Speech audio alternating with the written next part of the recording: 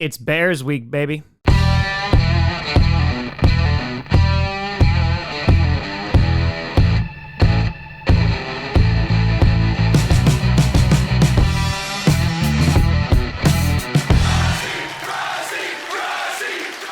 Grossi Posse Packer Nation. Welcome to an episode of Packcast, the podcast where you don't, I do Packers fan, but it sure does help. I'm your host, Tom. Totally caught it the first time again, Grossi. And today we are going to be breaking down and predicting each game in the Week 11 slate. Last week, I didn't do too bad. I went a respectable 10-4, which brings me to 94-59 on the season. Going to be looking to get to that 100-win mark as we head into Week 11. However, there are plenty of people that are doing better than me in our Pick'em League, and the number one person who's doing the best is Best Better once again, with a record of 114-38. A phenomenal job. A huge shout out to you, and best of luck to everybody doing the free Pick'em League because, yeah, you're probably doing better than I am. And we got a bunch of fantastic games in Week 11, and starting off with a great Thursday night football matchup. You don't say that too often. You got the Washington Commanders taking on the Philadelphia Eagles. And this game is highly anticipated, because the Eagles and the Commanders, regardless of how each team is doing in their respective season, they usually play each other pretty tough, whether it's games going into overtime or down to the wire. And I expect no difference this year, considering both teams are pretty damn good. And there's a lot of talk between these two on who's the better team. I think it's time to play the game. Time to play the game! The Commanders, unfortunately, losing this past Sunday against the Pittsburgh Steelers, a game where they had opportunities to win. Unfortunately, nobody could catch the freaking fracking ball, and through some heroics from Russell Wilson and Mike Williams, they were able to get the win with under 3 minutes to go. And the Commanders, I think they have been a major surprise for a lot of people. People thought that Jaden Daniels was going to be good, but there were a lot of concerns about Cliff Kingsbury. Okay, how is it going to go with the new coaching? It's still a rookie QB. Their defense not so good. Offensive line. There are a lot of concerns about the Commanders heading into this season. And I think a lot of those concerns have been put to the wayside. And while, again, they're not a perfect team and they definitely have some flaws, they've been playing pretty damn well. And I know Jaden Daniels didn't have his best day against the Steelers, but they are also going to be given a handful going up against the Philadelphia Eagles, who had a blowout win against the Dallas Cowboys last week. Of course, the Cowboys without Dak Prescott, so it's not super duper impressive. But what is impressive is how the Eagles have played for this last month or so. The defense has been really good. Jalen Hurts is playing out of his mind. Saquon Barkley is hurdling people backwards. It's pandemonium. And for the Eagles in this game, I think they're really going to have to establish the run with Saquon Barkley. It's going to really help just balance out that offense. And I got to be very honest, the Commanders' defense, which I think is overperforming, they may have their hands full with this game. I think the Eagles should get the win here at home in Philly. I would not be surprised if they wind up splitting, because these teams will meet again in a few weeks. But as of right now, I think the Eagles are just a hot football team. I think their defense should be able to take advantage of Jaden Daniels. And if Jaden Daniels turns the ball over, that might spell disaster. So if the Eagles play the game, I think that they can. I got Philadelphia getting the win. I'm sorry, Wildflower. You get them next time. Following that, you got the Green Bay mother-loving Packers taking on the Chicago Bears. Hold on. Let me sit up for this one. The Packers, they had a very lovely bye week, and that bye week was very much needed. Of course, you had guys like Evan Williams and Jair Alexander who were banged up. Obviously, Jordan Love has been playing through some injuries, but honestly, I'd be a little bit more concerned about Caleb Williams right now. If you see me in a fight with a bear, pray for the bear.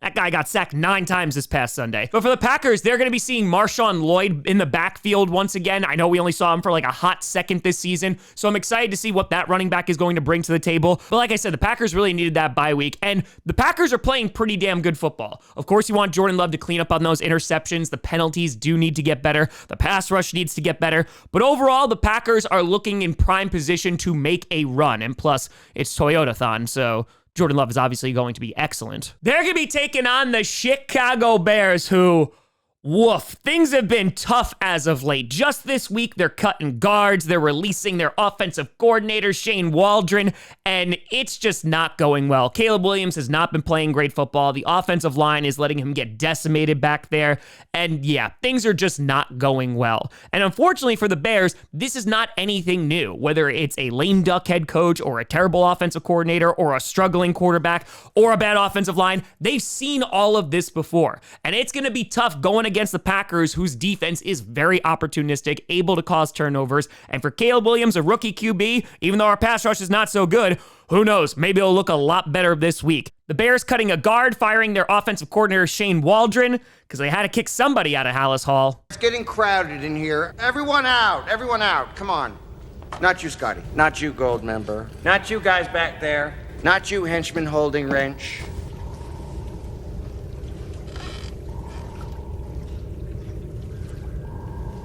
Oh, this is uncomfortable. And while I was actually kind of looking forward to this game and seeing, hey, if the Bears are going to be good this year, this could be a lot of fun, I don't know how much fun it is going to be for Bears fans. I think it's going to be a lot of fun for us Packers fans because I got the Packers getting a big-time win here. You never know because it's a divisional game, and I know that there's some Packers fans out there worried about being a trap game, and you got to treat every single NFL team like you never know what's going to happen. It's any given Sunday. But I believe in the Packers enough that they should be able to take care of business against the Bears. They were pitiful this past Sunday, and I hope the same Bears show up this Sunday so the Packers can take care of business. Following that, you got a battle of the kitty cats in the Jacksonville Jaguars taking on the Detroit Lions. Do I even have to talk about this game? The Jaguars, they're bad. They're really bad. The Jaguars maybe could have won the game last week, but Mac Jones was like, no, because the Vikings did not put up a really great fight. Sam Darnold threw 3 interceptions, but Mac Jones is like, don't worry, I'll take care of this. And unfortunately for the Jaguars, things are just not going well. Their defense is not playing well. There's a litany of injuries that they're dealing with on offense. And of course, they don't have Trevor Lawrence. And right now, besides looking towards the draft, I think Jaguars fans are just basically begging Ben Johnson to be their next head coach. You gotta help me. Please help me. Okay. Please help me out here, please. All right. But he ain't leaving Detroit yet because the Detroit Lions, after throwing 5 interceptions on Sunday Night Football against the Strouds, were still able to get the win. Bates with a game winner in a very close game. And I think it showed a couple of things. One, in that first half, the Lions are very vulnerable in that they were not playing great football. Goff is turning the ball over, couldn't get the run game going. Their pass rush was non-existent. Oh, and their offensive line wasn't great. But it showed the tenacity and ability to win in that second half, getting all those things going. And look, they came away with the win. This should be a pretty easy win for the Lions. They blew out the Titans earlier, and I kind of put the Jaguars and Titans around the same plane. The Jaguars are just not a good football team right now, especially without Trevor Lawrence. And so because of that, I think Detroit is going to wipe the floor with them. And the Lions, this is going to be some kitty-on-kitty violence. Then you got the Minnesota Vikings taking on the Tennessee Titans. The Vikings, we just talked about, they were able to squeak away a win against the Jaguars, even though they did not play their best game. Mentioned before, Sam Darnold throwing all those interceptions, and it looked like he was out there seeing ghosts again. Piss off, ghost!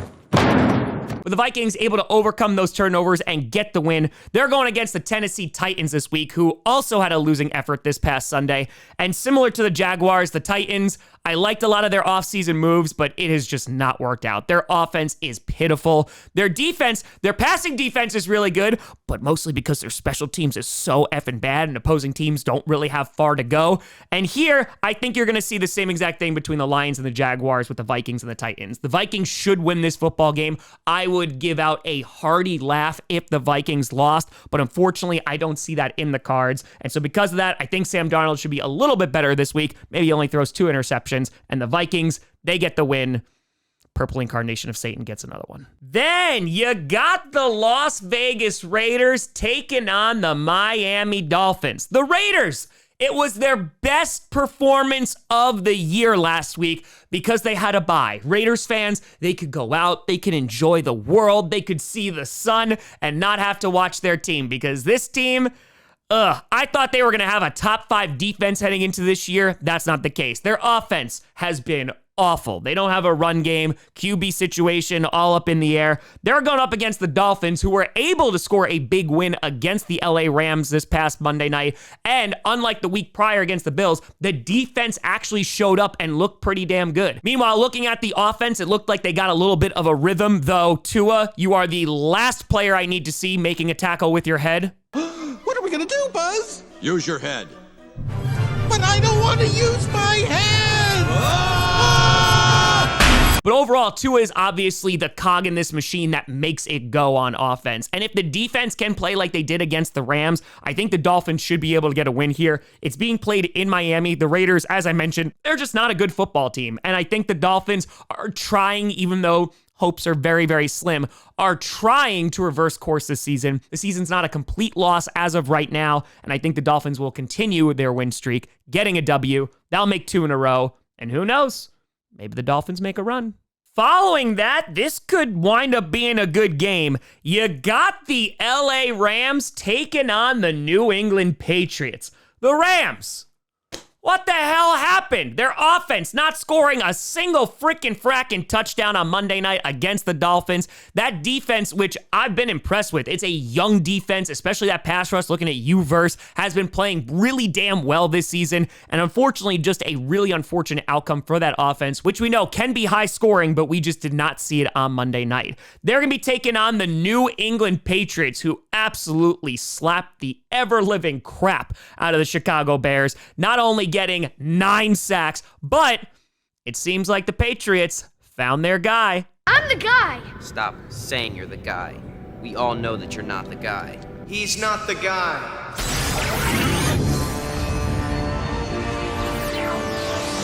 I am. Drake May has been a bright spot on that offense. Stevenson is always going to be solid, but Drake May, even with a lack of weapons, has been able to do, I think, more than a lot of people anticipated. And that creates a lot of optimism for the future of the Patriots.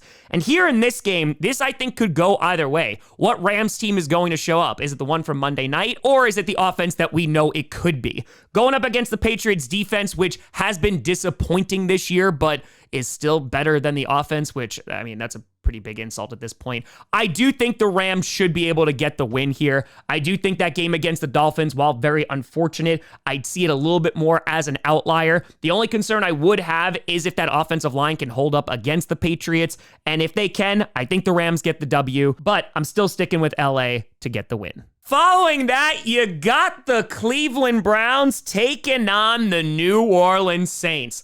The Browns, they're another team. They got to enjoy their bye week, not have to worry about anything except, the future of their franchise. They still got to play Deshaun Watson all this money. Are they going to draft a new quarterback? Is Jameis Winston going to throw all these interceptions? Besides that, though, they are just fine. They're going to be taking on the New Orleans Saints, which, by the way, I don't know if you heard, Coach Rizzi, he already had a battle with the Browns last Sunday. Come on, flush, you bastard.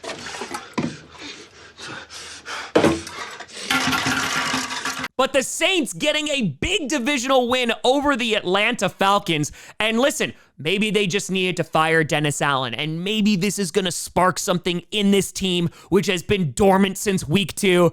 And I don't really know if I believe that, to be honest, because the Saints are not a great football team. However, being able to take down the Falcons is a huge win because the Saints just hate the freaking Falcons. Both those teams hate each other. So I know Saints fans were pretty damn happy about last week. I don't think the Saints with that win are going to turn their season around, but it's a little bit of something to build upon and hopefully have a little bit of a brighter future, though I do imagine there's going to be some more subtractions from this team heading into the offseason.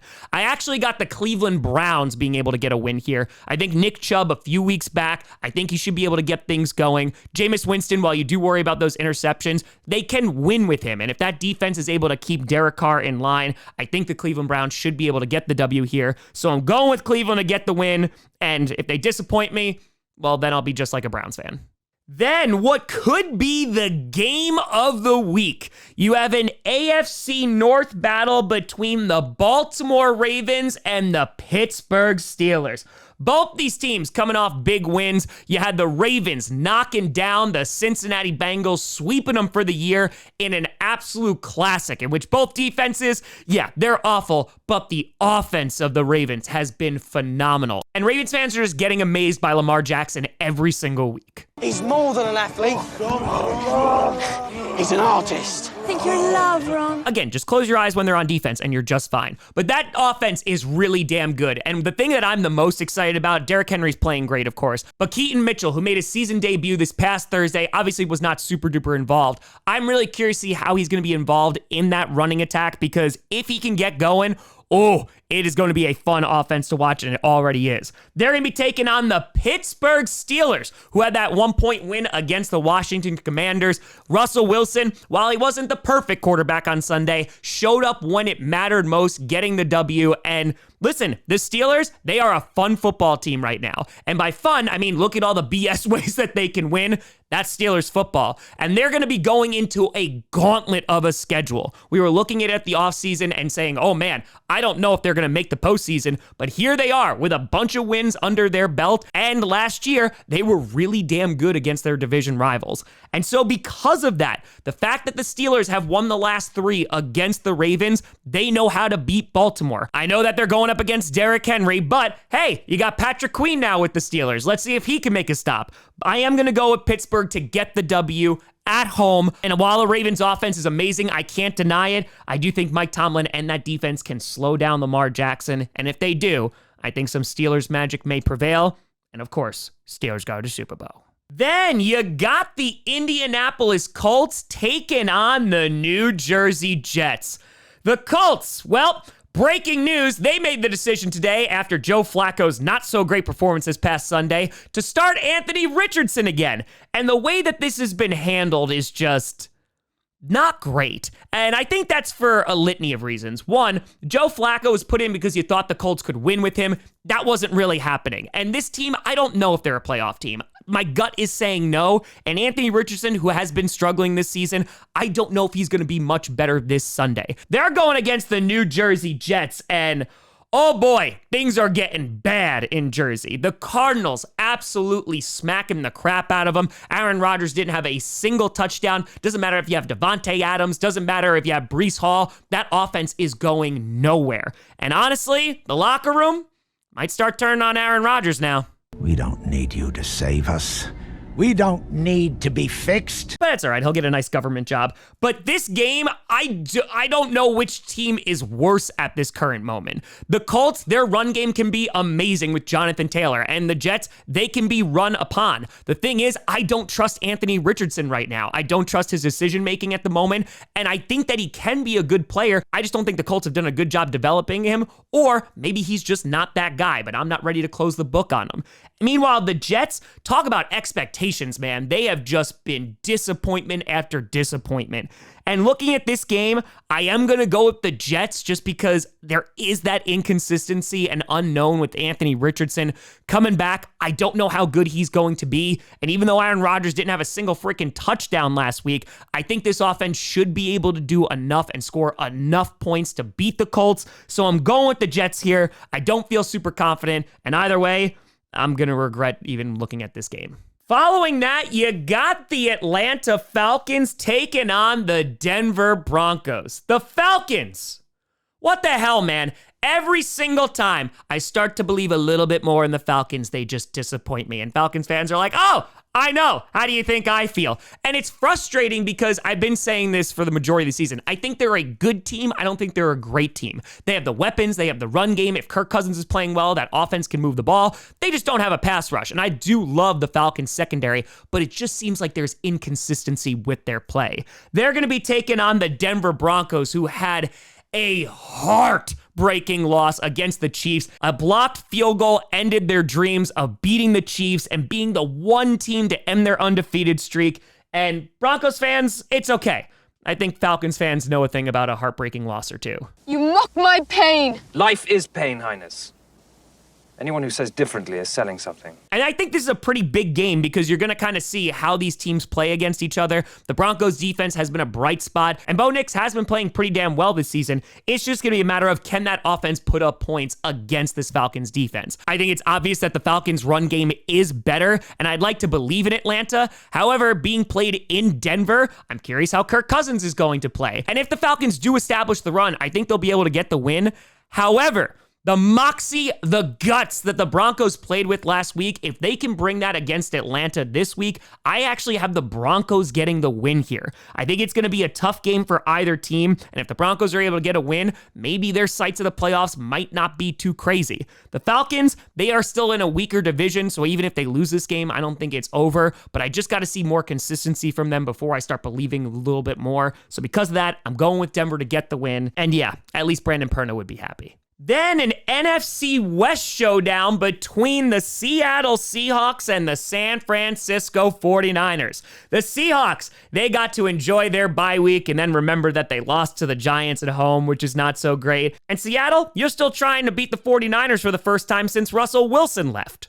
Bottom line, not gonna happen. Not gonna happen! No, not gonna happen! And I don't know if that's going to happen. Meanwhile, the 49ers, even though Jake Moody missed 3 field goals, you had Deebo Samuel attempting to choke out your long snapper, you still got the win. And a major reason was because of Brock Purdy in the game that he played. CMC came back, though he wasn't used a ton. I imagine CMC is going to have a little bit more of an active role this week. And going up against Seattle, I think the 49ers have just had their number for a bit. And I do like the 49ers to get the win here. Seattle's another team that I just can't get behind them because their consistency is just a little too sporadic. And so because of that, I'm going with the 49ers to establish the ground game and get the win here. And Seattle, if you're going to be able to pull off a win, Geno Smith is going to have to play a pretty damn clean game. And yeah, we'll see if that happens. No, not gonna happen. Not gonna happen. Then you got the Kansas City Chiefs taking on the Buffalo Bills. Whew! This is gonna be a good one. Whenever these two teams meet, it's like magic happens. Unless you're a Bills fan and it happens to happen in the playoffs. But the Chiefs, they sold their soul or something to keep on getting these wins. Oh, please. I have no soul.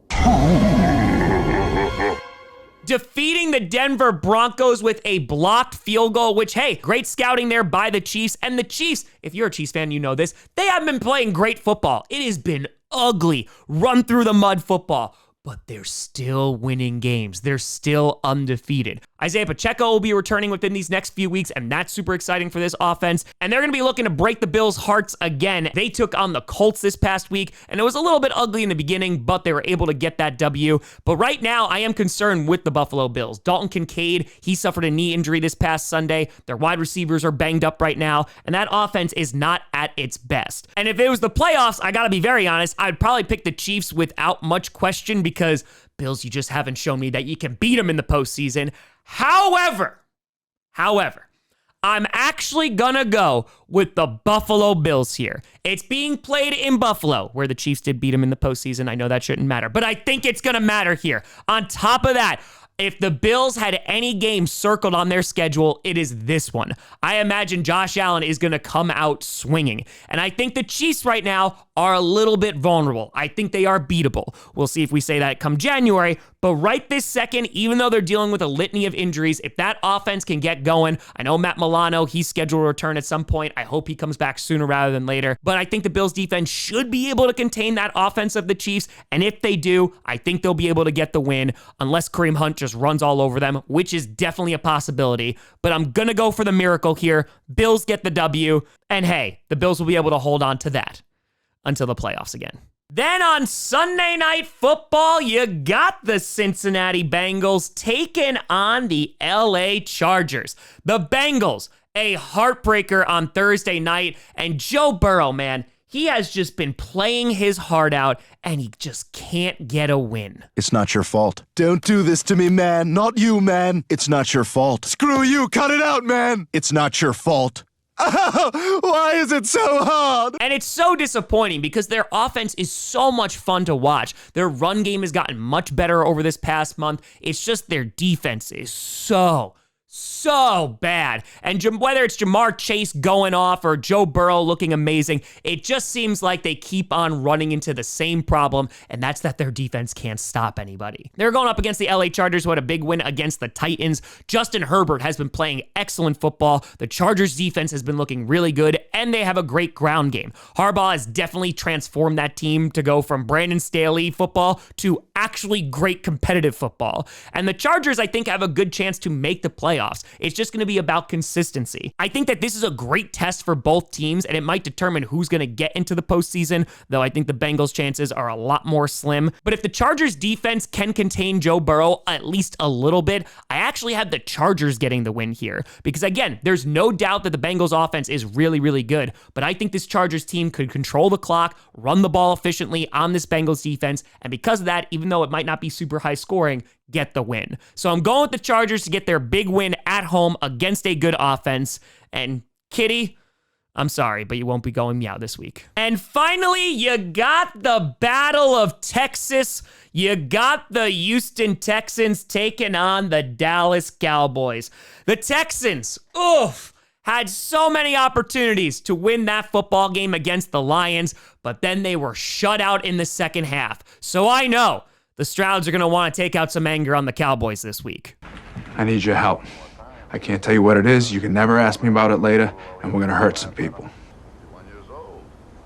Whose car are we going to take? And I know Bobby Slowick is getting a ton of heat for this, but there's a number of reasons why they lost that football game. They couldn't capitalize on the turnovers in the second half. They were scoring field goals in the first half instead of touchdowns, and ultimately going up against a really good team that led to their demise. The good news is they are not going up against a good team this week, as the Dallas Cowboys are just pitiful. No Dak Prescott for the season, and their season is pretty much done and over with. Whether it's Cooper Rush or Trey Lance, this is not a good football team. Now, I will say the defense looked better with Micah Parsons, which does make sense, but I don't think that's going to be enough to save them here. While I did have some concern about the offensive line of the Texans, they've looked pretty good as of recent weeks, and even though Micah Parsons is back, I do think that CJ Stroud should be able to get the ball out quickly, or they can always use Joe Mixon in the ground game and at least have a balanced attack. I'm going to go with the Texans to get the win here. I don't imagine the Cowboys are going to win many more games this season, and yeah, what could have been a really fun Monday night game might be a Monday night massacre. Texans win. But let me know what you think down in the comments below. Who do you got winning and losing this week?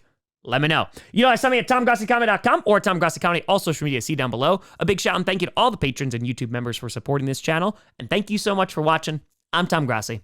And as always, go Pack Go.